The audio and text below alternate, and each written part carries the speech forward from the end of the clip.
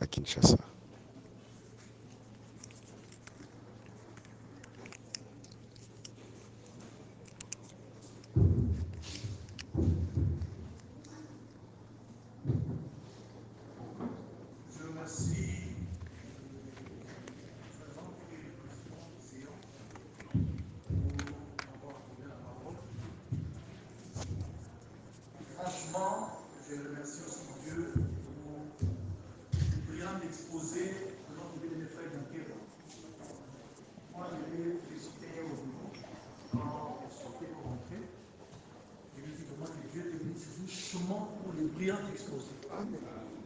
C'était vraiment parole sur parole, et c'est ce que nous croyons. Je ne suis pas passé ici pour contredire le fait qu'un va sous l'exposé, puisque nous connaissons les thèmes. Ce sont les thèmes qui ont été exploités et nous voulons demeurer dans les thèmes. J'ai suivi les différentes interventions. Les gens sont entrés même dans l'ordre de l'Église et beaucoup de choses. Ce n'est pas ça le sujet. L'ordre de l'Église a déjà été traité. Si les gens qui ne sont pas satisfaits veulent qu'on y revienne, on peut toujours y revenir. Et on programme une convention relative ou une réunion relative à cela. La vérité, même si vous revenez 1001 fois, elle restera toujours la vérité. Elle ne changera pas. Nous avons traité l'ordre de l'Église. Nous avons traité les problèmes des anciens à Kassangou. Moi, j'étais présent. Je suis témoin de beaucoup de choses. Alors, c'est prudent, c'est ce que je dis souvent ici dans nos réunions. C'est prudent de rester toujours dans les thèmes. Nous sommes dans le thème, notre thème est connu. Tout ramener à la Bible. Tout ramener, c'est ça le thème. Tout ramener à la Bible ou l'importance de la Bible. Je crois que c'est ça le thème pour moi. C'est ça le thème. Tout ramener à la Bible ou l'importance de la Bible. Ça signifie qu'en principe, si un intervenant passait ici, il faut qu'il nous apporte des écritures ou peut-être des références que le frère Dankeba n'a pas lues, mais qui appuient le fait de ramener à la Bible. Parce que, en réalité, cette expression-là, ramener à la Bible, n'a pas été inventée. William Branham, notre prophète, l'a dit. La Bible aussi en parle. Et je voulais aller en passant pour dire que tout, même le frère Branham n'a pas tout ramené en une fois ou le même jour.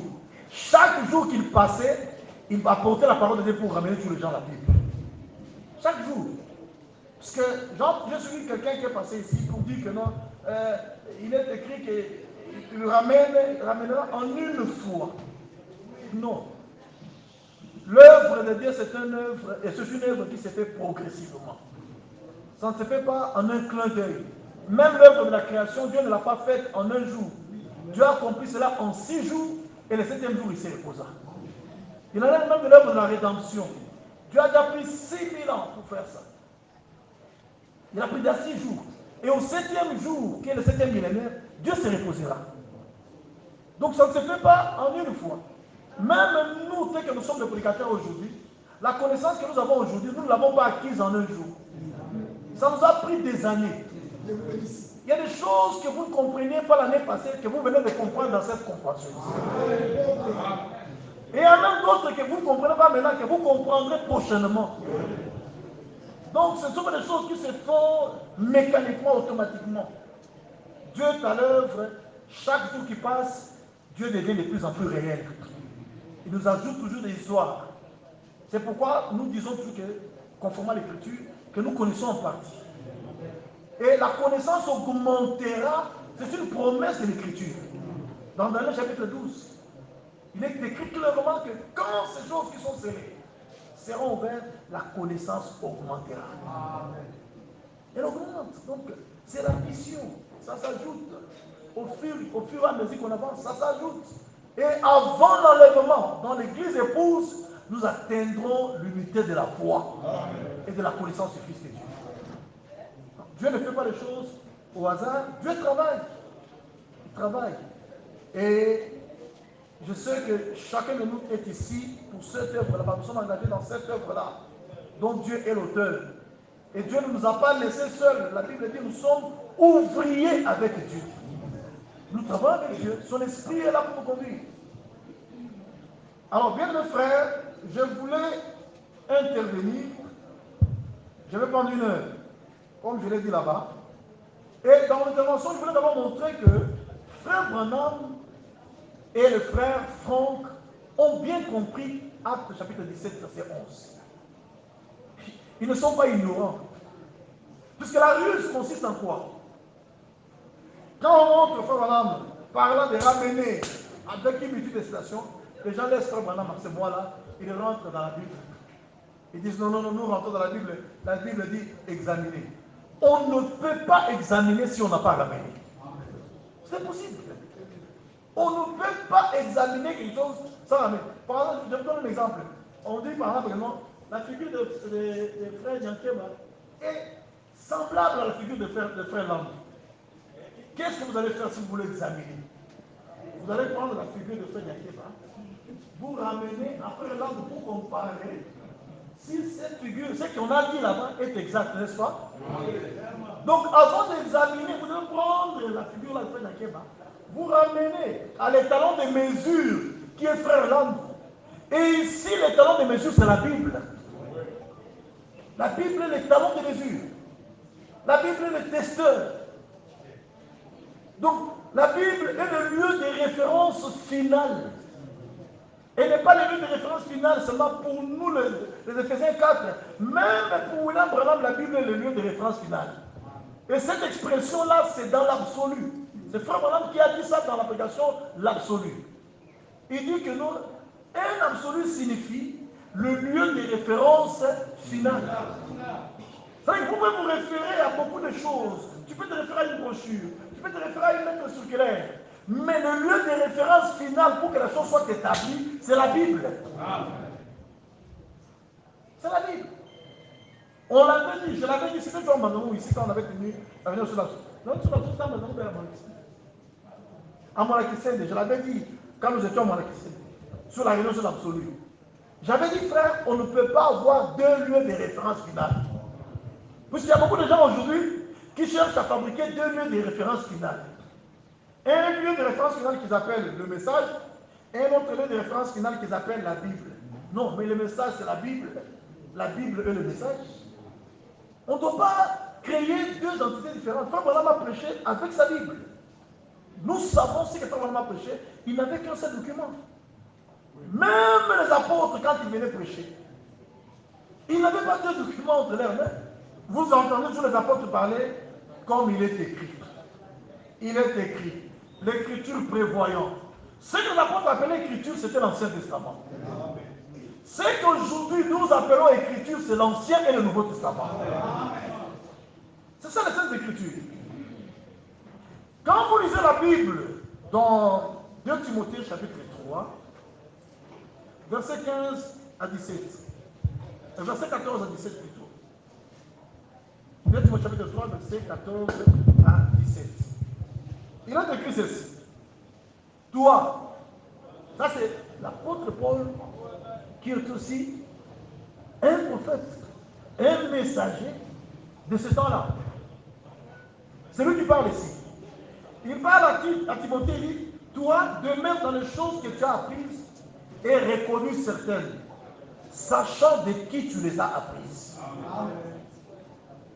Aujourd'hui, on ne peut pas sortir comme ça et on ignore que les choses qu'on a apprises, on les a apprises de quelqu'un. Non. Dans la prédication, Dieu caché révélé dans la simplicité, Frère Branham dit que l'homme est l'agent de Dieu. Dieu utilise toujours des hommes pour prêcher aux hommes. C'est ce que Dieu fait. Dans toute l'histoire du salut, depuis la Genèse, vous trouvez toujours que Dieu suscite un homme, il apporte la parole à d'autres hommes. Même au jour passant de la fête, Dieu a utilisé un homme. William Branham, Dieu l'a utilisé pour nous apporter ses messages. Dieu a utilisé un homme, Eva Frank, pour prendre ses messages et l'apporter sur l'extrémité de la terre. Pour qu'en Bandangou aussi il y ait le message, Dieu a utilisé un homme. Si vous allez dans d'autres contrées, Dieu a utilisé un homme. Donc c'est l'ordre divin de Dieu. Et cet ordre-là demeure. Parce qu'il est scripturaire. Et vous allez voir même dans l'histoire du salut, vous allez trouver tout que Dieu réveilla l'esprit des terres. Dieu réveilla. Dans l'œuvre de Dieu, c'est Dieu seul qui est compétent. Nous tous nous disons que notre capacité vient de Dieu. Mais quand Dieu veut agir, il agira toujours conformément à sa parole. Dieu ne quittera jamais sa parole. Toi de même, dans les choses que tu as apprises et reconnues certaines, sachant de qui tu les as apprises. Dès ton enfance, tu connais les saintes lettres. Les saintes lettres qui peuvent te rendre sage à salut par la foi en Jésus-Christ. Les saintes lettres dont il est question ici, c'est la Bible. De la Genèse à l'Apocalypse. C'est ça les saintes lettres. Ici, c'est le messager qui parle. Le messager de l'âge d'Éphèse. Il parle. Et il parle des saintes lettres. Ce que le messager de l'âge d'Éphèse a appelé les saintes lettres, même le messager de la Odyssée les a aussi appelés les saintes lettres. Vous savez que pour Paul, les saintes écritures étaient son absolu. Pour Branham aussi, les saintes écritures étaient son absolu. Ça n'a pas changé. Aujourd'hui, on crie le message. Mais le message, c'est quoi? Le message, c'est le retour à la Bible. Le message, c'est le retour à la foi apostolique. Le message, c'est la restauration, le rétablissement. Vous savez, on nous ramène à ce qui avait existé. C'est cela. Pourquoi est-ce que Frère Branham donne l'exemple du violon avec ces vieux sages là-bas? Ces violons-là négligés. Vous remarquerez que ce n'était pas un nouveau violon. C'était un ancien violon déjà utilisé mais négligé, rempli de poussières dénominationnelles, de poussières d'interprétation particulière. C'était ça. Et les gens venaient avec de nouveaux violons, de nouveaux instruments, ils jouaient. Il y a d'autres qui étaient des ignorants qui pouvaient apprécier ça. Mais il y avait un spécialiste qui connaissait, qui a un vieux violon, qui est devenu poussiéreux. Quand il a pris le vieux violon, il a époussiéré ça. Il a enlevé toutes les poussières dénominationnelles. Et il a commencé à jouer ce violon là-bas. Tout le monde était attiré par ce son-là de ce violon-là. Ce n'était pas un nouveau violon. Ce n'est pas un nouvel évangile, c'est l'ancien évangile. Quand on a posé la question à Frère Branham, qu'est-ce que la foi apostolique? Frère Branham a dit, la foi apostolique, c'est la foi de la Bible. C'est Frère Branham qui a dit ça. Mais j'ai l'impression qu'on cherche à éviter ces Frères Branham là bibliques. On cherche à tout prix à éviter ces Frères Branham là qui nous collent aux Écritures. Mais non, même Dieu, Zachée l'avait dit hier, dans celui qui est dans vos paragraphes 102, c'est Dieu qui est descendu. Il a dit à Frère Branham, mon serviteur, quand une voix vous parle, observez l'Écriture. Il n'a pas dit que quand cette voix-là, c'est ta voix, que les gens ignorent l'Écriture. Il a dit quand une voix vous parle, observez l'Écriture. Il dit même si cela est exprimé, mais si ce n'est pas scripturel, laissez tomber. Frère Branham était trop sûr de prêcher un message biblique. Et il l'a dit, souligné même au paradis. Il dit, j'ai prêché exactement comme Pierre et Paul. Les prédications de Pierre et de Paul, nous les trouvons dans quel document? C'est dans la Bible. C'est-à-dire qu'au paradis, là-bas, le prophète de notre temps a souligné que Ngaï Branham n'a pas été à ma communauté. Mais aujourd'hui, nous sommes prédicateurs du message, mais nous ne voulons pas que ce message-là soit biblique. Mais non, frère, si ce message n'est pas biblique, il est faux. Parce que le message que nous avons apporté, c'est le message biblique du temps de la fin. Et dans le signe du 1er septembre 63, au paragraphe 250, Frère Branham dit clairement là-bas, il est temps d'arrêter de vous quereller. Même en termes de ramener tout ça, arrêtez de vous quereller, croyez le message de la Bible. C'est William Branham qui l'a dit. Donc il n'a rien inventé. Et moi, je vous dis franchement, quand quelqu'un m'était de discuter, je ne faisais que dire Alléluia. Alléluia. Je ne donnais que gloire à Dieu. Parce que ça, c'est un sujet qui a sémé de la haine chez beaucoup de gens. C'est un sujet qui a amené les autres gens à minimiser les autres, ainsi de suite. Mais je crois que le temps de Dieu est arrivé. Amen. Dès que l'enfant se connaît les saintes lettres qui peuvent te rendre sage à salut par la foi en Jésus-Christ. Écoutez maintenant. Toute écriture est inspirée de Dieu et utile pour enseigner, pour convaincre, pour corriger. L'écriture corrige même le frère Branham. L'écriture corrige le frère Franck. Frère Franck avait été baptisé au nom du Père, du Fils et du Saint-Esprit. Mais quand il a écouté frère Branham prêcher sur le baptême au nom du Seigneur Jésus-Christ, frère Franck, avec toute l'église et les petits groupes qui conduisaient à l'époque, quand ils ont écouté, voilà, montrer bibliquement que le baptême, ce n'est pas dans le titre du Père, Fils et Saint-Esprit, mais c'est dans le nom du Seigneur Jésus-Christ, le frère Franck, avec toute l'église, ils sont allés dans le fleuve Rhin. Et frère Franck a pris un frère, il l'a baptisé. Ce frère-là aussi a baptisé le frère Franck.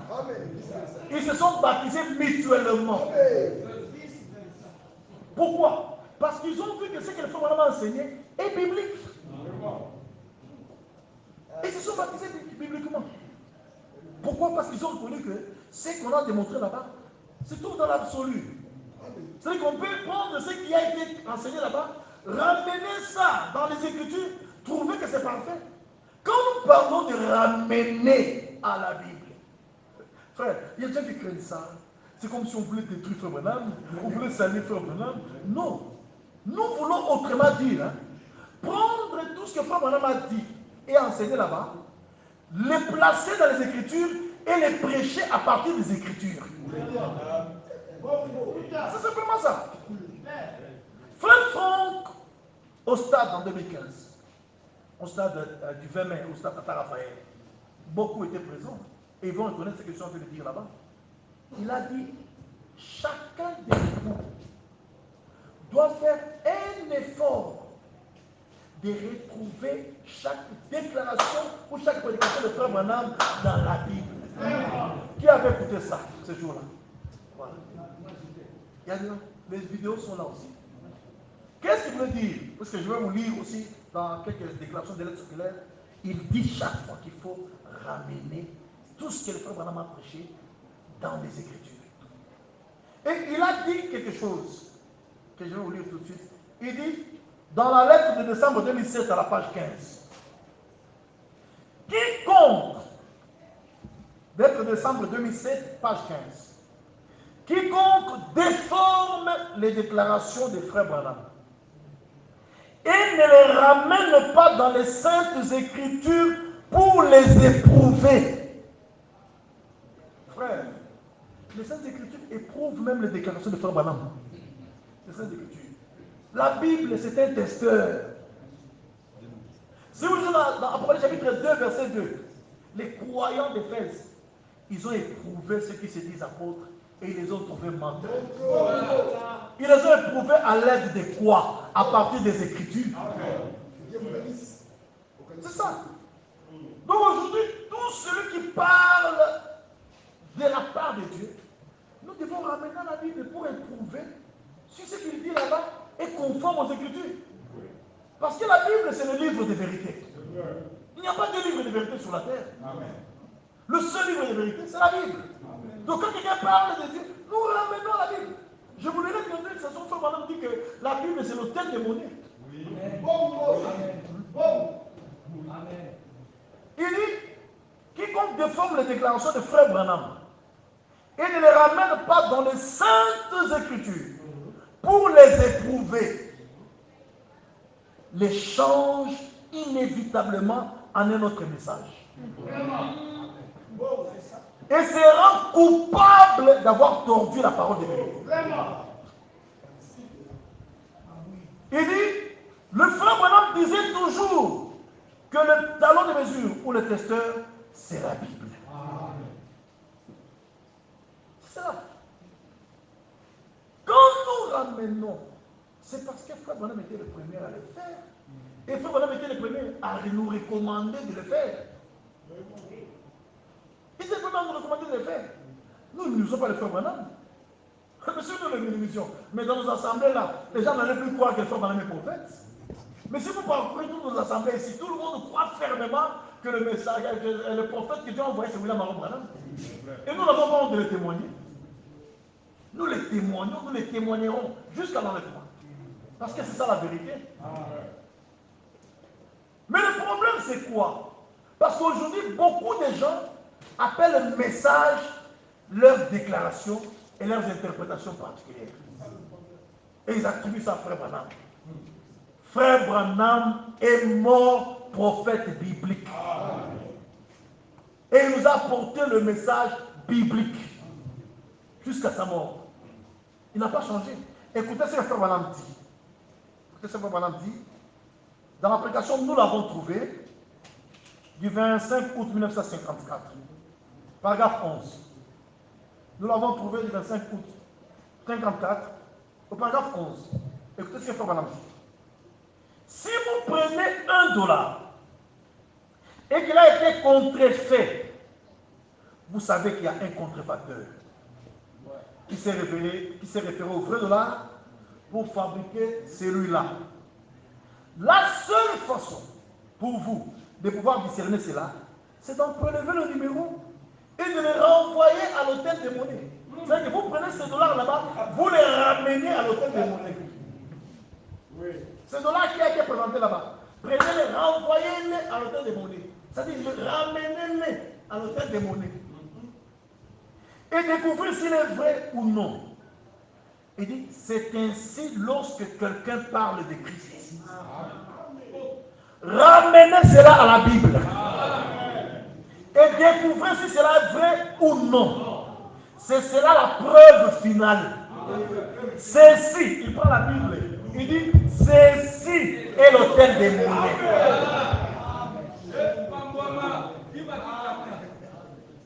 Ça. Et là, il n'a pas changé quand il dit que c'est l'absolu. C'est toujours dans le même sens. Quand il dit que c'est le lieu de référence, c'est toujours dans le même sens. Il n'a pas changé. Il dit que c'est l'hôtel des monnaies. Il n'a pas hôtel des monnaies.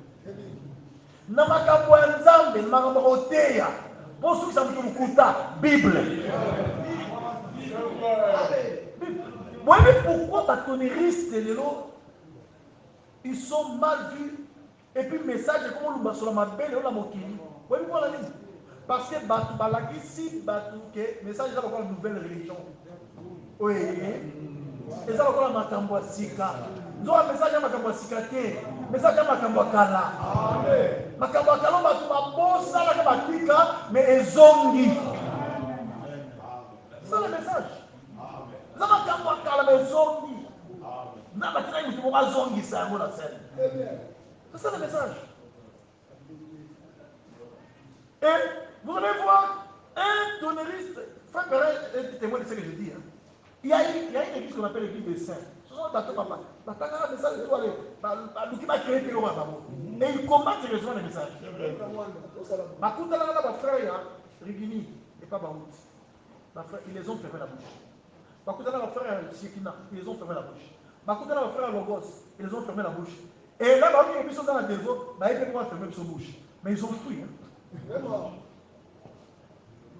Quand ils sont arrivés chez nous, parce qu'ils ne croient pas que non, aujourd'hui, l'Église doit expérimenter ce qu'on appelle le rétablissement ou la restauration. Donc ils ne croient pas. Oh, montrez-nous là, l'Église a chuté. Nous avons dit, mais nous avons pris ce Marc 20.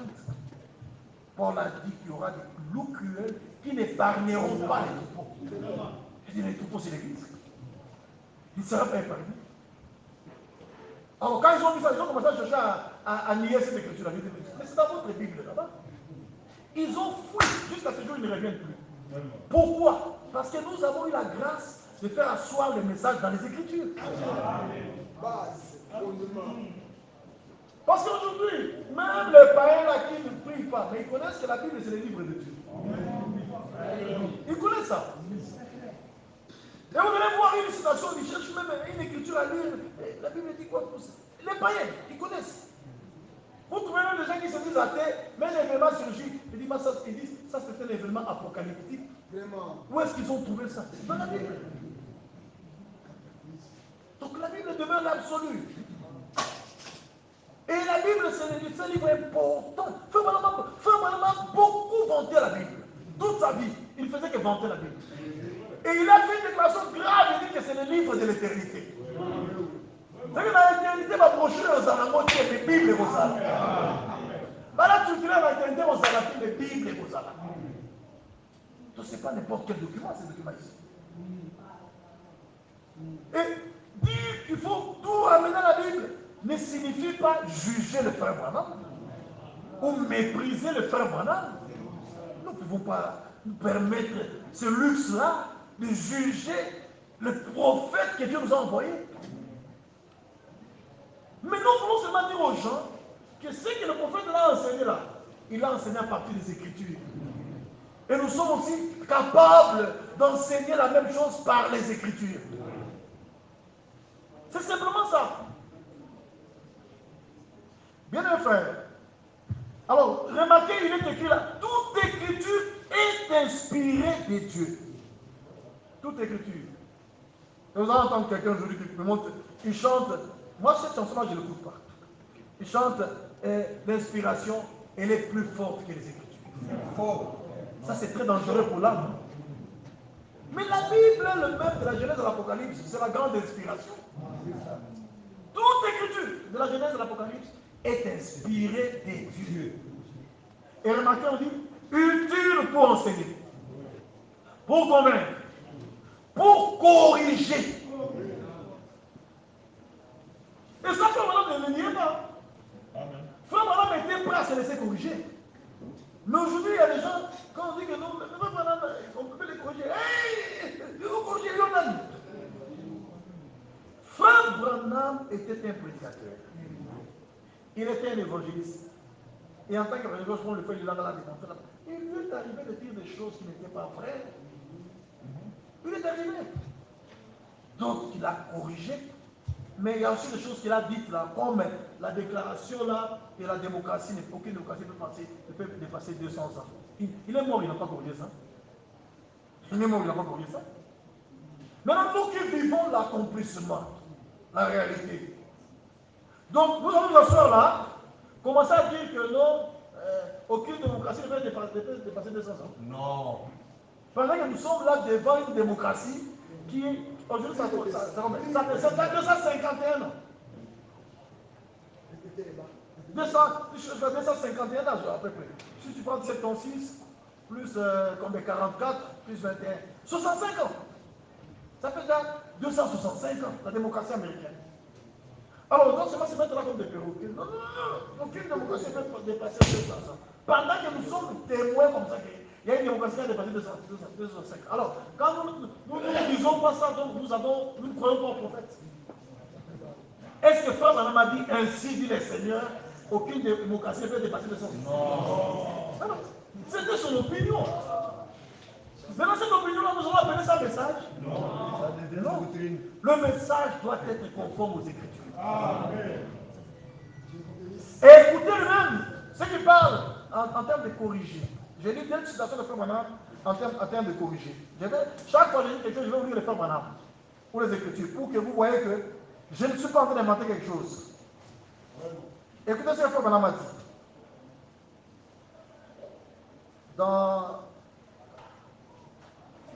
Je venais de lire, nous l'avons trouvé. J'ai voulu une obligation, une question-réponse de 54.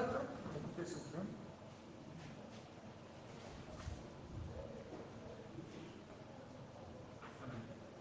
Voilà. Question-réponse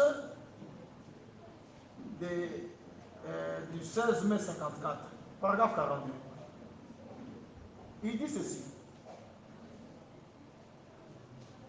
Maintenant, si vous croyez que je suis son serviteur, si vous pensez que Dieu est avec moi et qu'il m'aide, et si mes paroles ne sont pas conformes à la Bible, alors corrigez-moi.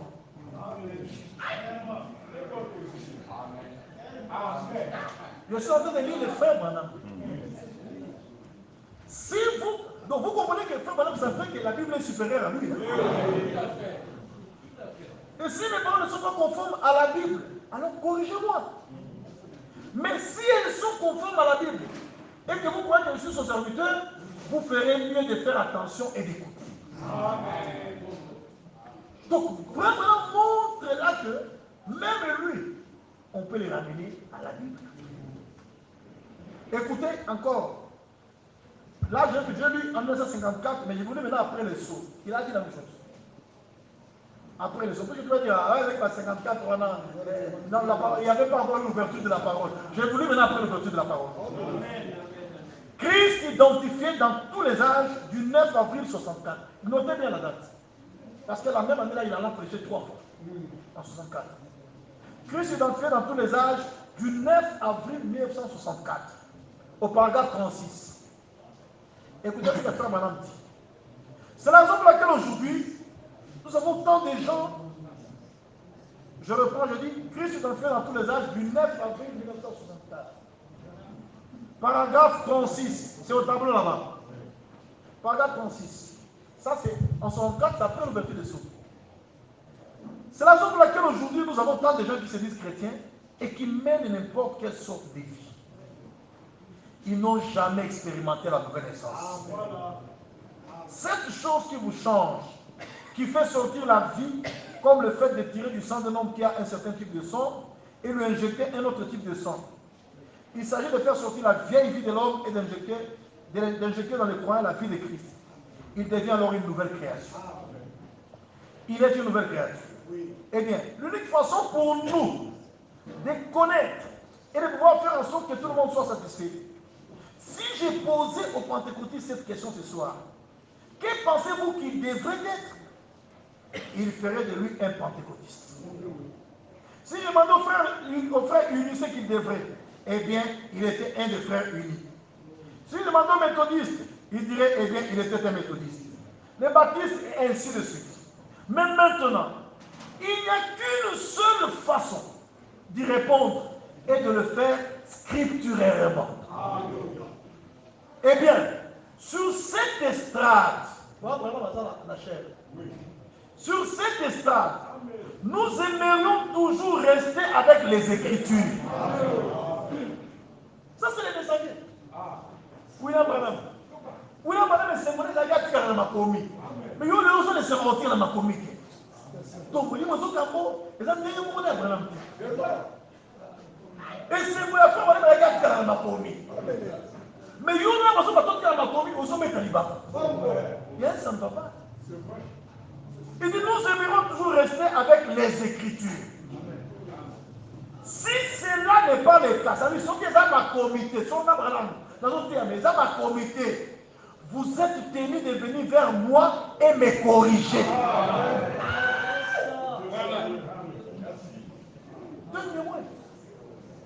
Deux témoins, il y a mon sac. Je l'ai fait, madame. Donc, bien mes frères, nous sommes appelés à reconnaître que la Bible, c'est l'absolu. Et tout ce qu'on veut prêcher, on doit les ramener à la Bible. On doit les ramener. Et frère, madame, dans la manière d'un vrai prophète, du 31 mai 62, manière d'un vrai prophète du 31 mai 62, traduction Shekina, hein? Paragraphe, la manière d'un vrai prophète, du 31 mai 1962. Il dit, paragraphe 225 à 229. Paragraphe 225 à 229. Il dit, une femme venant de Chicago, où je vais me rendre, a dit, frère Branham, les ministres de là ont dit que si l'ange du Seigneur vous avait dit de baptiser au nom de Jésus, il aurait accepté. Mais puisque cela est votre propre pensée. Donc, ma Bible, baptême au nom de Jésus-Christ, les gens qui ont dit frère Branham, il est beaucoup. Il y a des demandé sur l'ange du Seigneur, il y a baptême au nom de Jésus-Christ. Frère Branham dit, j'ai dit, si l'ange du Seigneur disait quelque chose de contraire à cela, ce ne serait pas l'ange du Seigneur. Amen. Voyez-vous, si un ange dit quoi que ce ce soit le contraire à cette parole. D'abord, à cette parole, à la Bible. À cette parole, que cela soit reconnu comme un mensonge. Et si un homme vous dit, un messager de Dieu, s'il dit qu'il vient de Dieu, et qu'il vous dit que c'est juste d'être baptisé au nom du Père, du Fils et du Saint-Esprit, qu'il soit reconnu comme un menteur. Si un homme vous dit que c'est très bien pour vous d'avoir des cheveux coupés et des choses semblables, et que vous devez porter un chapeau dans l'église, ou un bonnet pour servir des voiles, qu'il soit reconnu comme un menteur, et la parole de Dieu comme la vérité. Toutes ces choses qui sont contraires à la parole, c'est-à-dire contraires à la Bible, que cela soit reconnu comme un mensonge. C'est la parole qui est la vérité. Elle le demeurera. La parole de la Bible. C'est pour cette raison que Michée pouvait savoir que sa prophétie venait de Dieu, parce qu'elle s'accordait avec la parole de Dieu. Michée l'a raillé. Prophétie a Élie, c'est comment Maka. Oh, Elia le Baka. Et c'est comment Maka. Pour la carte, moi, c'est la Jézabel.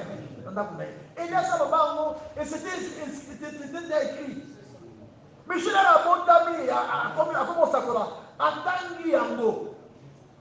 Des Nzambe, Élie, à laquelle Jézabel m'a dit. Il a vu ça. Mais quand Michel devait ouvrir la parole pour parler, il ne pouvait pas parler du bien. Il devait aussi parler comme Élie avait parlé. Et aujourd'hui, un vrai prophète ou un vrai ministre ne peut pas parler contrairement au prophète ou au ministre qui l'ont précédé. Ça ne peut pas se faire. Ça ne peut pas se faire. Et Paul définit ça dans Acte 26, à partir du verset 9, dans ce qu'il appelle la vision céleste. Il dit qu'il ne s'est écarté en rien de ce que les prophètes et Moïse ont déclaré devoir arriver. Paul. Ce que Paul enseignait n'était pas différent de ce que les prophètes et Moïse ont déclaré ou ils ont enseigné. Et Branham, quand il est venu, il dit, moi j'ai prêché comme Pierre et Paul. Mais aujourd'hui, on peut se permettre de prêcher différemment de Branham, différemment de Paul, différemment de Pierre. Ça, ce n'est pas correct. On doit revenir sur le fondement. Écoutez s'il vous plaît, frère. C'est pour cette raison que Michel pouvait savoir que sa prophétie venait de Dieu. Parce qu'elle s'accordait avec la parole de Dieu. Oui, monsieur, sa vision appuyait juste la même chose que la parole de Dieu appuyait. Oh, si Amos était ici, il restera avec la parole. C'est vrai. Mais vous voyez, la difficulté que nous avons aujourd'hui est semblable à celle qu'ils ont eue. Notre difficulté est pareille à la leur. Ils avaient reçu des enseignements qui ne reposaient pas sur le fondement. Le fondement, c'est la Bible. Donc ils ont reçu des enseignements qui ne reposaient pas sur le fondement. Donc aujourd'hui, quand nous voulons enseigner, il faut que ça se repose sur le fondement. Il faut que nous soyons en mesure de prouver tout ce que nous enseignons par les Écritures. Bien mes frères, Frère Branham a beaucoup parlé sur ces choses ici. Il a beaucoup parlé. Maintenant écoutez ce qu'il dit dans Convaincu et puis Concerné du 21 mai 1962. Je voulais aussi le faire faire. Convaincu et puis Concerné du 21 mai 1962. Paragraphe 2. Convaincu et puis Concerné du 21 mai 1962. Paragraphe 2. Et maintenant, priez aussi pour les frères. C'est très bien. S'ils ne voient pas cela, eh bien, je ferai mieux de me tourner de ce côté ici, si c'est bien. Si quelqu'un n'arrive pas à voir ces choses, eh bien, nous ne pouvons pas les condamner. C'est un ordre. Si je n'arrive pas à voir quelque chose, évidemment, je ne dirai rien à ces sujets. J'irai simplement de l'avant. Premièrement, je m'assierai et je vérifierai cela dans les Écritures pour voir si cela était biblique pour commencer. Parce que c'est de là, c'est-à-dire de la Bible, c'est de là que provient toute vérité. Et alors oui, de la Bible. viennent de la Bible. Même ce message, il est biblique. Donc on ne peut pas chercher à le dissocier, à l'écarter de la Bible. Non, il est biblique. Frère Manon dit clairement, dans l'union invisible de l'épouse de Christ, il dit qu'un message sortira des Écritures pour capter cette épouse-là. C'est un message scripturel. Et ici, dans la prédication, la parole parlait et la sémence originelle. Écoutez, je n'ai pas approché avec moi, je l'ai sur iPad. Hein. C'est là où, c'est dans la partie où on lui a dit prends ta plume et écris. Hein? Vers la fin, dans la deuxième partie là-bas. C'est là où on lui a dit prends ta plume et écris. Ici, c'est la page 65, mais ce ne sont pas les mêmes pages que dans les documents. Mais là, j'ai voulu écouter. Il dit soyez bien attentifs à ceci. Dieu a promis Malachie 4 pour ces derniers jours. Mais Malachie 4, il n'y a pas de paragraphe numéroté. Deuxième partie. Deuxième partie, dans la traduction suisse, on a mis ça en gras. La partie de là, on lui a dit prends ta plume. En caractère gras. Écrit, en caractère gras. Et maintenant, il commence à dire ce que le Seigneur lui a dit. Donc, à dire ce que le Seigneur lui avait dit d'écrire. Okay. Ah, voilà. Là, c'est la traduction Canada de Chekina. Chekina, je crois. La voix de Dieu, hein? À partir de paragraphe 347 et puis 348. Écoutez, Dieu a promis Malachie 4 pour ces derniers jours. Mais Malachie 4 ne s'est pas encore accompli. Mais il doit s'accomplir. Car c'est une parole de Dieu fécondée, prononcée par l'intermédiaire de Malachie et prophète. Jésus s'y est référé. Cela doit arriver juste avant la seconde venue de Christ. Écoutez attentivement maintenant. Écoutez attentivement maintenant. Toutes les Écritures qui ne se sont pas accomplies doivent l'être avant ce temps-là. La Bible doit être achevée. La dispensation des nations doit être terminée avec l'âge de l'Église. Quand ce messager ouin arrivera, le messager ouin ici c'est William Branham. Quand ce messager ouin arrivera, qu'est-ce qu'il plantera? Il plantera évidemment la sémence de la Bible tout entière.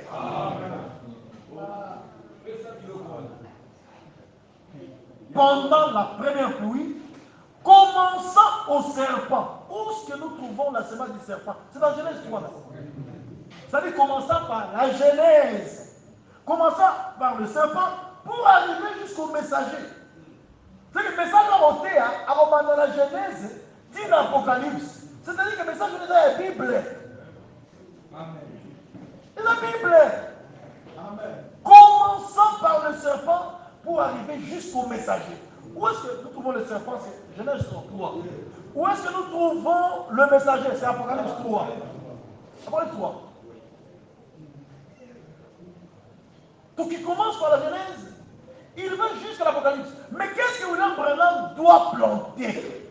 La sémence de la Bible. Mais c'est grave quand on peut dire non. Mais ça, c'est dangereux pour l'âme. Hein? C'est très dangereux pour l'âme. Écoutez, je vais vous lire maintenant le frère Franck. Je vais vous lire le frère Franck. Écoutez ce que le frère Franck dit. Vous pouvez noter, je prends la lettre 6 à la page 5 d'abord. Lettre 6 à la page 5. Notez aussi la lettre 2 à la page 8, vous lirez ça, mais on n'a pas trouvé la lettre 2 ici. Mais lettre 2 à la page 8, il dit ça aussi. Lettre 6, page 5, lettre 2, page 8. Lettre 6, page 5, au deuxième paragraphe. Lettre circulaire 6, de mai 1976, à la page 5. Le premier et le deuxième paragraphe, hein, de la lettre 6. Il dit, nous sommes là tout près du retour de Jésus-Christ. Par les puissants appels au réveil. Je lis la lettre 6 à la page 5, les deux premiers paragraphes. Nous sommes là tout près du retour de Jésus-Christ. Par les puissants appels au réveil, les vrais croyants doivent être secoués de leur sommeil et être amenés à la pensée et à l'orientation spirituelle. une fois pour toutes, il est certain que le Seigneur ne va jamais au-delà du contenu de sa parole. Qu'il s'agisse de cette soupe, de cet tonnerre, de cette trompette, de cette coupe de sa colère, ou que ce soit d'autres, tout ce qui peut arriver et qui est de l'Esprit de Dieu restera dans les limites de sa parole. Amen. Chaque doctrine biblique et chaque révélation divine doivent concorder avec l'Écriture sainte. Aucun livre ne peut être mis au même rang que la Bible. Amen. Pour les questions de foi et de doctrine. Certains livres et prédications sont devenus pour beaucoup une source de bénédiction, mais notre absolu, notre fondement est uniquement la Sainte Écriture. La parole des apôtres et des prophètes, dont Jésus-Christ est la pierre de l'angle.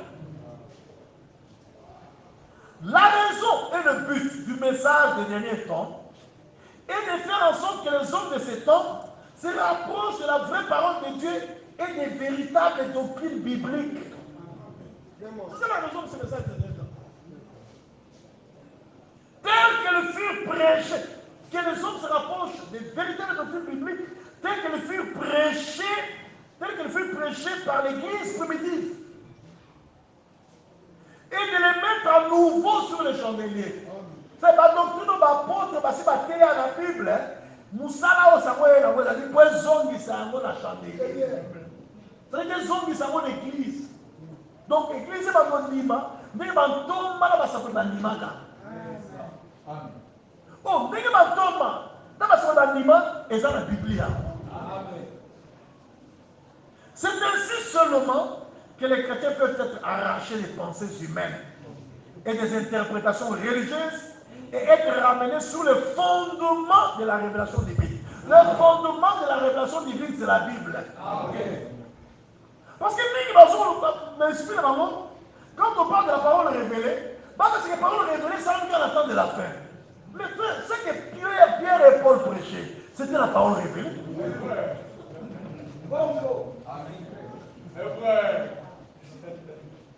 Pierre, quand Dieu l'a appelé par la parole de fait, il est allé étudier l'Ancien Testament.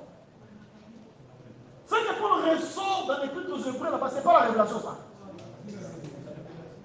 Prendre l'Ancien Testament là-bas, montrer la réalité aujourd'hui en Christ. Ça, c'est la parole révélée. Il parle là-bas dans l'Ancien Testament, il sort la réalité en Christ. Il parle, il sort la réalité. C'était la parole révélée. Parce que la parole révélée, non, la Bible est la révélation complète de Dieu.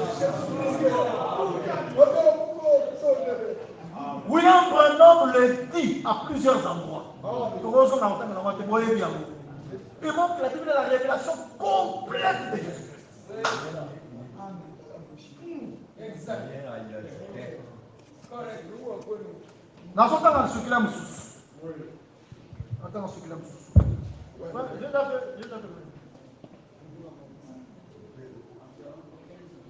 Je t'appelle dans 5 minutes. Tu vas dans pour t'en. Maintenant, écoutez. Je prends dans la lettre de décembre 2012 à la page 12 et 13. Décembre 2012, page 12-13. Décembre 2012, à la page 12 et 13. Écoutez, page 12 à la fin, et page 13, page 12, le dernier paragraphe, page 13, premier paragraphe. Écoutez. Tout ce que le messager a dit, le messager c'est le frère madame. Tout ce que le messager a dit doit être placé correctement dans la Bible. La parole écrite à laquelle le frère Branham s'est sans cesse référé comme son absolu est le seul absolu que nous avons. Le seul. Celui qui ne place pas Bien aimé, je crois que vous suivez. Hein? Celui qui ne place pas dans la Bible ce qu'il a dit, ce que le frère Branham a dit, va inévitablement mal interpréter ces citations et égarer les gens. C'est ainsi que tous les différents groupes dans les messages du temps de la fin sont apparus. C'est comme ça. Parce que parfois, il faut placer la Bible. La Bible, c'est une orange sucée. Il n'y a plus de jus là-bas. Frère Branham a déjà tout sucé. Qu'est-ce qu'on va faire avec la Bible? Il y a même des tolérants qui montent la terre, ils prennent la Bible, ils jettent. Ça, c'est trop dangereux. Pour nous, nous devons aimer la Bible comme Frère Branham l'a aimé. Frère Branham a aimé la Bible toute sa vie. Aimons la Bible toute notre vie. Amen. Décembre 2015, frère, là, je cours pour que tu m'arrêtes pas. Merci. Lettre de décembre 2015, page 17, dernier paragraphe, et page 18, les deux premiers paragraphes.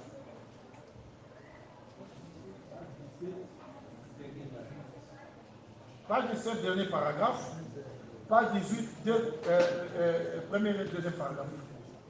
Lettre décembre 2015. Page 17, dernier paragraphe. Page 18, le premier et deuxième paragraphe. Les interprétations n'ont absolument aucun lieu d'être. Elles mènent à la propre ruine. Et maintenant, écoutez. Lorsque nous ramenons tout dans la parole, c'est-à-dire dans la Bible, et que nous plaçons toutes choses correctement, alors même ce qui est difficile à comprendre devient compréhensible sans effort.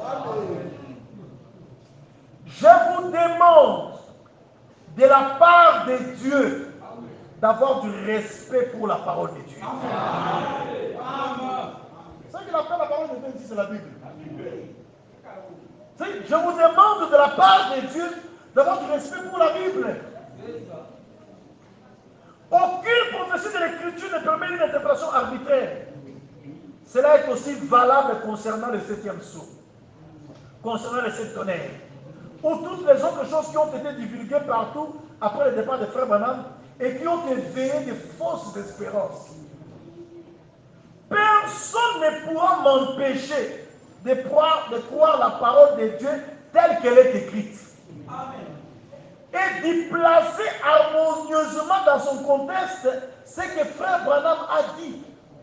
C'est-à-dire, pour tout le monde, parce que ça va dire que Malobanda, mais il faut vraiment, on nous offre vraiment Malobanda, tiens, on monte la Bible avec harmonie.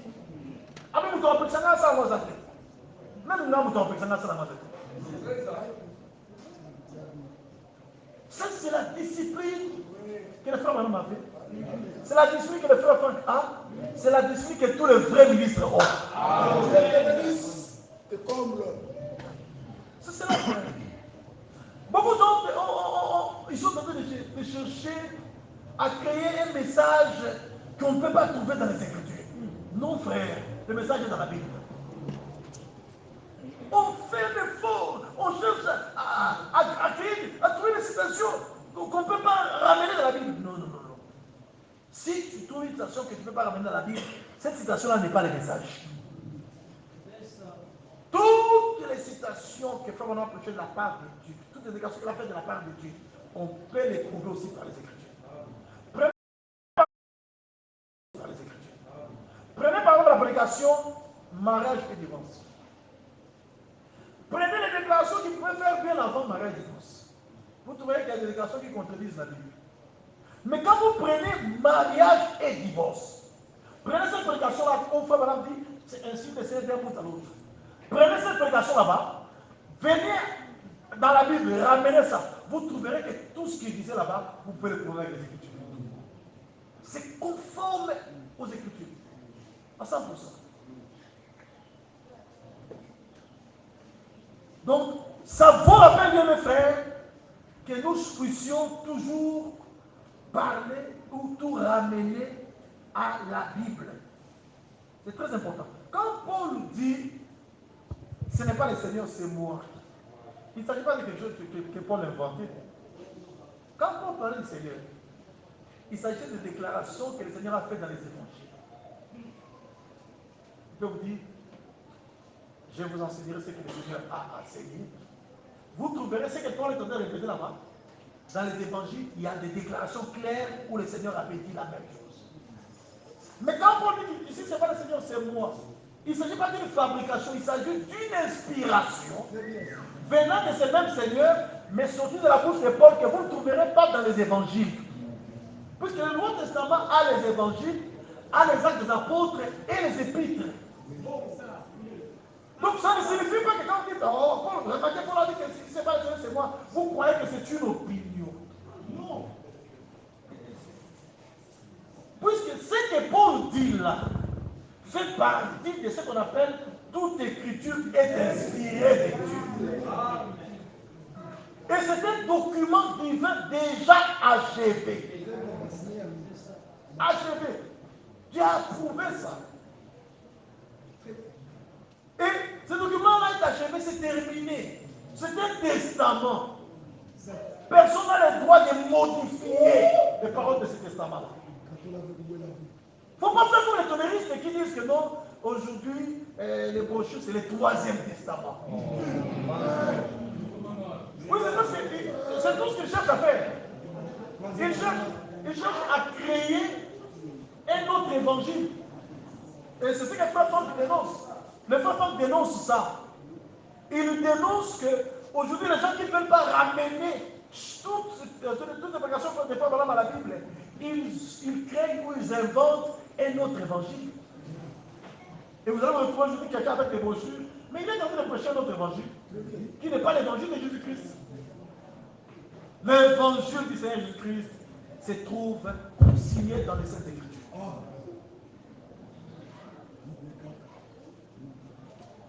Voilà. Je voulais aussi dire quelque chose. Que même du temps des apôtres, même du temps du Seigneur Jésus-Christ, la parole de Dieu devait toujours être comprise dans sa signification. Elle devait toujours être comprise dans sa signification. Même le Seigneur, il venait, il prêche. Un semeur est sorti, il a semé, il est parti de la semence, il est tombé sur le chemin. Voilà, voilà. Il parle et les apôtres le rappellent, le Seigneur, explique-nous la parabole du Seigneur. Et le Seigneur ouvre la bouche et dit, voici ce que signifie la parabole du Seigneur. Et il commence à expliquer le Seigneur, la sémence, c'est la parole de Dieu, il explique.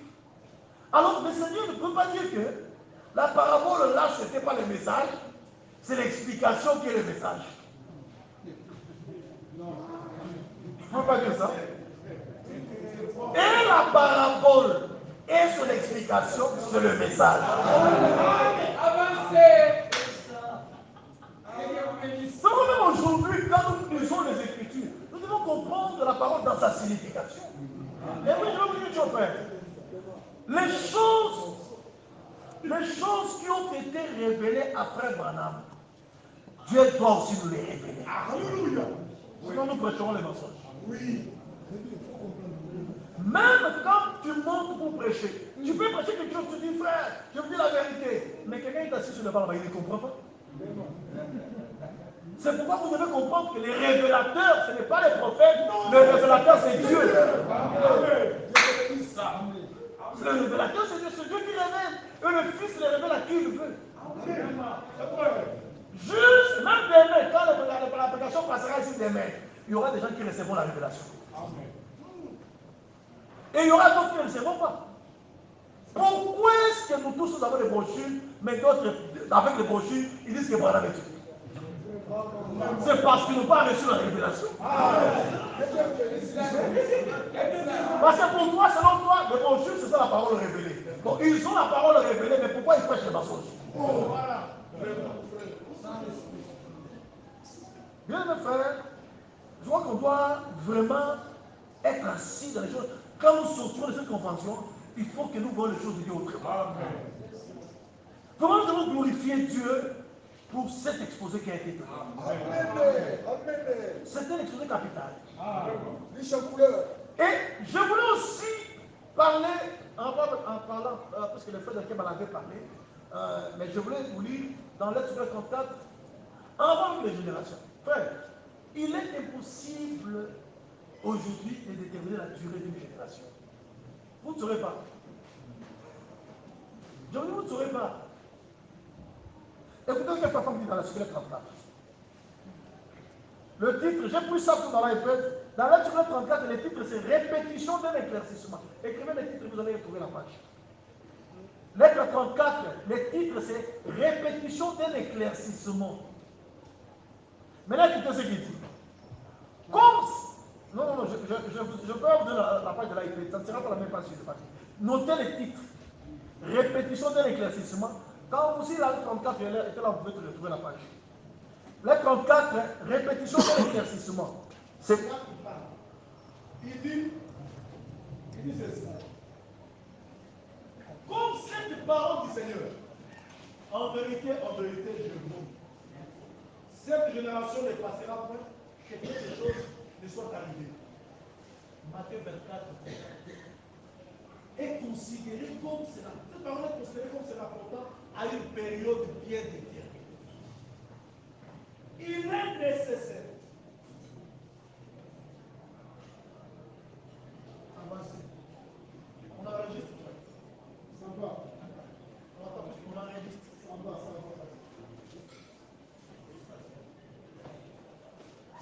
Ça fait le 134.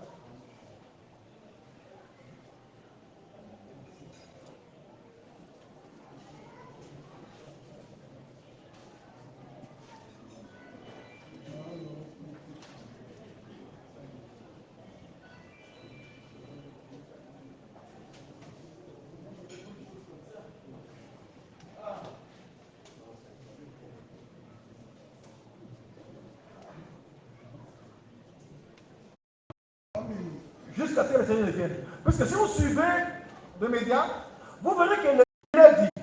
Et depuis la transportation de Babylone jusqu'au Christ,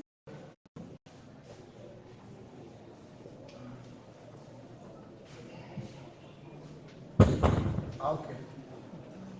On peut continuer. Ok. Alors, je voulais lire ce que le frère Franck a dit en rapport avec le calcul de la génération. En rapport avec le calcul de la génération. Voilà. Il dit ceci. Il dit, comme cette parole du Seigneur, en vérité, je vous dis, cette génération ne passera point que toutes ces choses ne soient arrivées. Matthieu 24, 34 est considéré comme se rapportant à une période bien déterminée. Il est nécessaire de répéter pour une meilleure compréhension la chose fondamentale qui suit. Le mot utilisé en grec dans ces versets se dit généa et signifie d'une part la race et d'autre part la génération. Car la reproduction de la race constitue la génération suivante. Dans Matthieu 1, 17, ces mots nous apparaissent à plusieurs reprises. Cependant, afin que personne ne puisse en conclure qu'il s'agit d'une période bien déterminée, l'Éternel Dieu, dans sa sagesse infinie, nous a fait connaître de façon définitive la variabilité de la durée d'une génération. Il est écrit dans Matthieu 1, 17, toutes les générations depuis Abraham à David sont 14 générations. Celui qui s'intéresse de façon approfondie à cette chronologie constatera qu'il s'agit ici de 1046 ans. Cela représente en gros 75 ans pour une génération. Plus loin, il est écrit, et depuis David jusqu'à la transportation de Babylone, 14 générations. Cette période ne représente qu'environ 415 ans. En fait, il s'agit ici d'une génération d'environ 29 ans. Troisièmement, il est dit, et depuis la transportation de Babylone jusqu'au Christ, 14 générations. Cela fait une durée d'environ 590 ans et représente environ 42 ans pour une génération. Si ces versets nous apprennent quelque chose, c'est bien le fait qu'il est impossible de calculer la durée d'une génération. Généralement, on compte les 40 ans de traversée du désert pour une génération. Généralement. On compte les 40 années du désert, de traverser le désert pour une génération.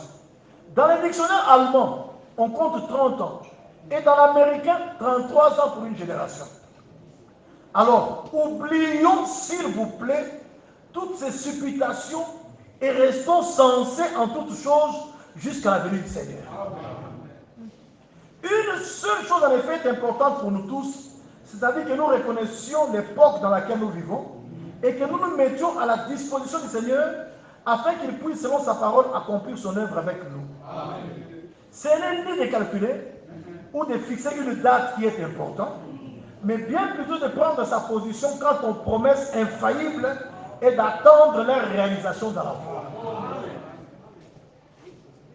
Et quand le Seigneur Jésus parlait, cette génération ne passera pas, il parlait de la génération juive en tant que race. C'est-à-dire que la race juive ne sera pas exterminée jusqu'à ce que le Seigneur vienne. Parce que si vous suivez les médias, vous verrez que les Arabes, particulièrement Yasser Arafat en son temps, il est déjà mort, et les autres Arabes ne jurent que sur la destruction d'Israël. Ils veulent exterminer Israël. Or, Israël est protégé par cette écriture, cette génération ne passera pas. C'est-à-dire qu'il s'agit d'Israël en tant que race. C'est-à-dire que la race juive ne sera pas exterminée jusqu'à ce que le Seigneur vienne. Parce que le Seigneur a un plan avec ce peuple-là. Et Dieu accomplira son plan pour ce peuple-là, tout comme il l'accomplira aussi pour nous. Même nous, quand ces dénominations vont s'unir, ce sera pour nous exterminer. Mais ils ne nous extermineront pas parce que juste quand ils chercheront à le faire, le Seigneur dira, allez, montez ici. Le plan de Dieu n'échouera pas. Et vous allez voir que Dieu a dessiné son plan dans la Bible. Tout son plan se trouve dans les Saintes Écritures. Tout ce qui arrive, depuis le passé, le présent, même le futur, jusqu'à ce que le temps s'effondre dans l'éternité. Tout c'est tout dans la Bible. Tout. C'est pourquoi Frère Franck disait, celui qui connaît la Bible connaît l'avenir. Tout est là. Et c'est probable. Le frère même est passé ici, il prend un film d'une femme qui racontait. Mais cette femme-là, en racontant, elle ne savait pas qu'elle était en train d'accomplir une écriture. Remarquez, le Seigneur l'a dit il y a 2000 ans. Et cette femme vient en train de raconter exactement ce que le Seigneur a dit. Et ça s'accomplit exactement comme ça, comme le Seigneur l'a dit. C'est pourquoi la Bible demeure le livre de vérité. Donc je voulais apporter ce que ici, pour que nous fassions plus les calculs de la durée d'une génération. Il ne faut plus le faire. Quant à ce qui est arrivé avec Noé et ses enfants, avec les saints, mais frère, la Bible encore clairement. Genèse 5 montre clairement que Noé, à 500 ans, il a eu ses fils et ses filles. On arrive dans Genèse 6, on montre, pendant que Noé avait ses fils et ses filles là-bas, Dieu fait grâce à Noé et il lui donne le message. Noé devait prendre maintenant le message que Dieu lui a donné et prêcher au monde entier, afin que les gens viennent entrer dans l'arche. Ça s'est trouvé dans l'espace des temps là. Et vous allez voir que Noé, quand il a eu son enfant, il a eu 500 ans, il a eu ses enfants. Après, il trouva grâce auprès de Dieu. Et Dieu lui donne le message à porter. Il avait de 500 ans. Dieu lui donne le message à porter. Et Noé commence à apporter ce message là-bas, jusqu'à ce que le but du message soit atteint. Le but du message, c'est quoi? Que la pluie tombe et que Noé entre dans l'arche. Noé, quand il est entré dans l'arche, il avait 600 ans. C'est clair, bibliquement parlant, que tout s'est passé dans cet intervalle de temps-là. Tout. Ça a duré 80 ans, 90 ans, 100 ans. Nous ne connaissons pas. Mais ce n'était pas 120 ans. Ce n'était pas 120 ans. On ne peut pas prouver ça par l'écriture. Ouais. C'était dans cet intervalle de temps-là, entre 500 ans et 600 ans. Il a prêché pendant combien de temps? Pendant cet intervalle-là, il a trouvé grâce après combien d'années? Peut-être après une année, peut-être après 10 ans, ou après 15 ans. Mais c'est tout dans l'intervalle-là. C'est dans cet intervalle-là. Et ça, c'est correct. C'est juste. Je voulais aussi dire une chose à l'orateur en parlant, en passant, quand il avait cité Shalom. Il a cité Shalom, il a dit c'est l'épouse. Or, si nous disons Shalom, je peux lire avec vous les deux citations de Shalom. Frère Branham, quand il parle là, il ne parle pas de l'épouse, il parle de l'église. La femme d'Apocalypse 12. La femme d'Apocalypse 12, ce n'est pas l'épouse, c'est l'église. C'est l'église, la vraie église. Et l'épouse sortira de cette église-là. L'épouse, c'est le fils qui sera enlevé vers Dieu et vers son trône. Je vais lire Shalom, hein, rapidement. C'est prêché en 64. D'abord du 12 janvier et puis 19 janvier. Je vais lire ça rapidement. 64. Le 2 c'est 64. 64. Shalom. Du 12 janvier 64. Yango. Prêché à Sierra Vista, Arizona. Et puis 19 janvier, prêché à Phoenix, Arizona. Toujours 64. Le secret est déjà donné. Je vais vous donner ça aussi. Le paragraphe, ici, je pense que ça doit être 68. Hein, du 12 janvier. 68. 19, c'est 32. Voilà. 68 et 69. Du 12 janvier, je lis dans paragraphe 68 et 69. Shalom. Maintenant, l'autre jour, nous avons donc eu dans les événements de l'histoire de l'Église, dans la Bible, la lune représente l'Église et le soleil représente Christ. Car nous découvrons dans Apocalypse au chapitre 12, ce que Frère Branham est en train de dire ici, c'est ce que Frère Franck dit dans les retours de Christ. Même dans le livre de l'Apocalypse au chapitre 12. Il dit exactement ce que Frère Branham dit. Il dit, quand nous découvrons que dans l'Apocalypse chapitre 12, que la femme qui était l'Église était trouvée avec la lune sous ses pieds, et le soleil au-dessus de sa tête, et 12 étoiles dans sa couronne. Car la vieille loi juive orthodoxe était sous ses pieds, elle avait traversé cela, et se trouvait dans la lumière du soleil. Les 12 étoiles étaient donc les 12 apôtres qui nous ont apporté le message sur la conduite du Saint-Esprit. Maintenant, nous découvrons que la lune dans le ciel doit refléter la lumière du soleil en l'absence du soleil. Elle nous donne de la lumière pour pouvoir nous déplacer. Peu importe combien elle peut refléter, ce n'est néanmoins pas la lumière parfaite parce qu'elle ne fait que refléter. Et le soleil brille sur la lune et la lune reflète la lumière en son absence. Et lorsque le soleil se lève, alors il n'est plus nécessaire d'avoir la lune. Et aujourd'hui, l'Église reflète la lumière du Fils de Dieu absent. L'Église est une réflexion de la lumière. Car il a dit, un peu de temps, et le monde ne me verra plus, mais vous me verrez, car je serai avec vous, et même en vous, jusqu'à la fin du temps.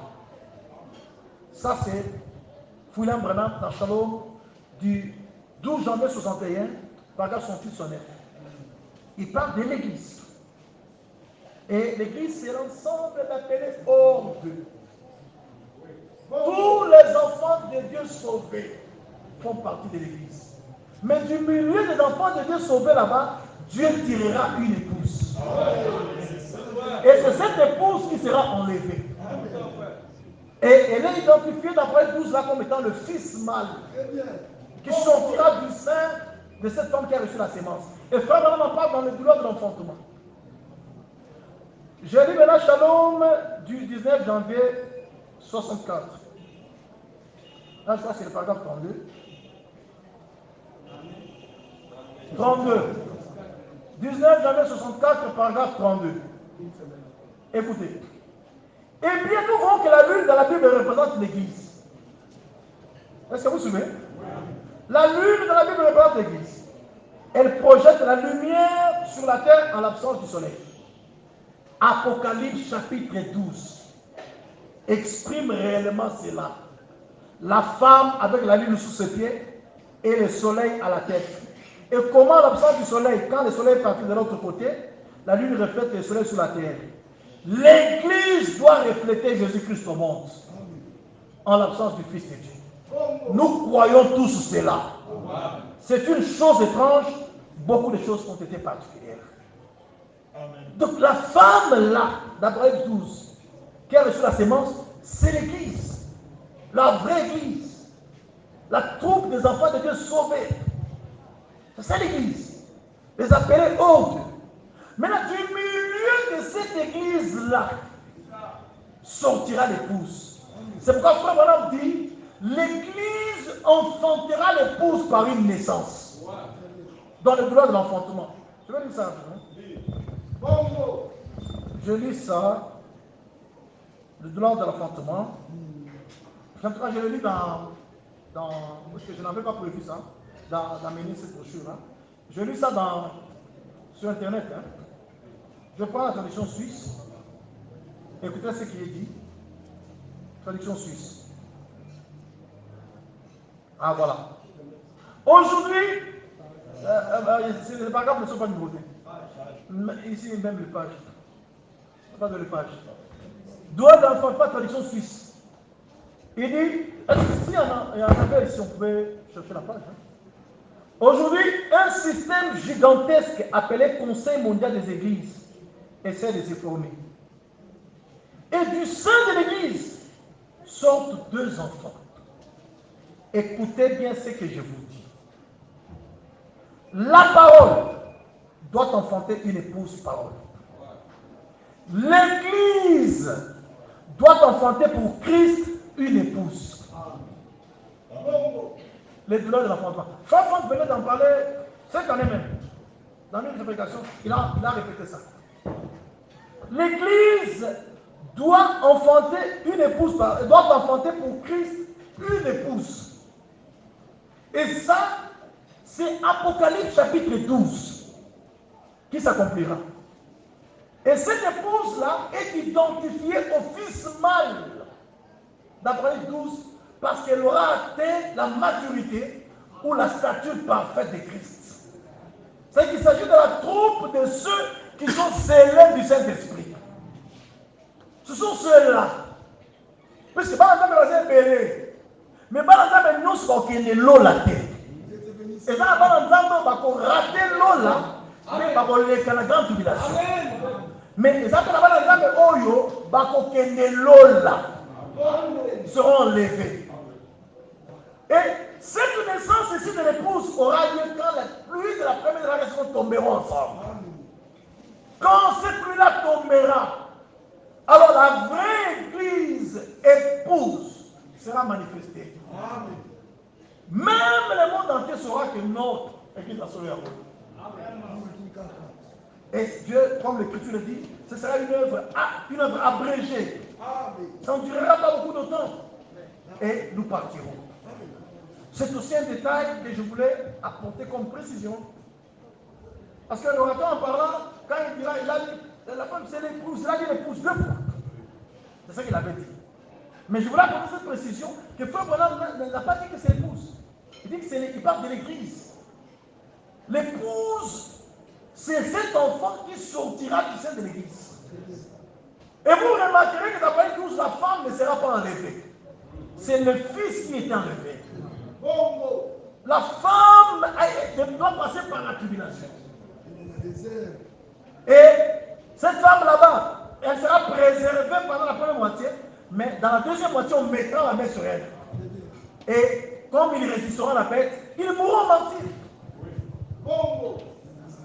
Ouais. Donc, c'est ça, mes frères, ma petite contribution. Pensez à conclure. Oui, je suis en train de conclure déjà. Ok. C'était ça ma petite contribution que je voulais apporter pour faire comprendre, les frères du langage viennent de le dire là, et de le lire là.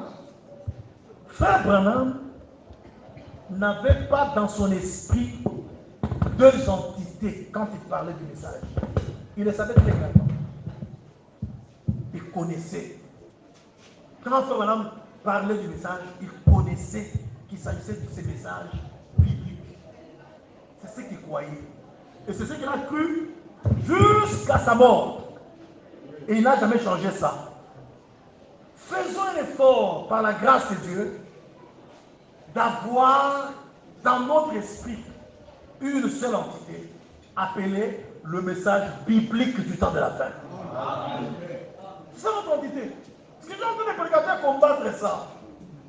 Si vous combattez ça, vous combattez les prophètes que Dieu a envoyés. Vous combattez Dieu. Et c'est trop dangereux. Soyons fiers d'apporter ce message biblique. La justification de Luther était biblique. Luther était un messager, il apportait un message, mais il avait quel document? La Bible.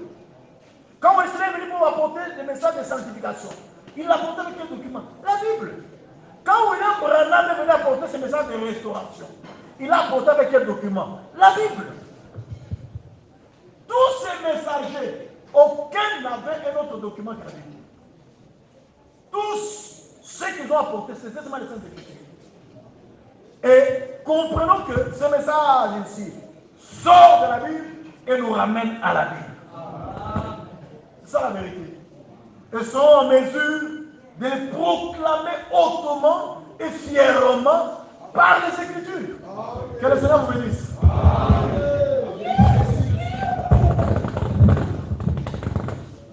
Merci pour votre intervention, Pasteur Sam. Donc, ceci dit, nous terminons la rubrique des interventions.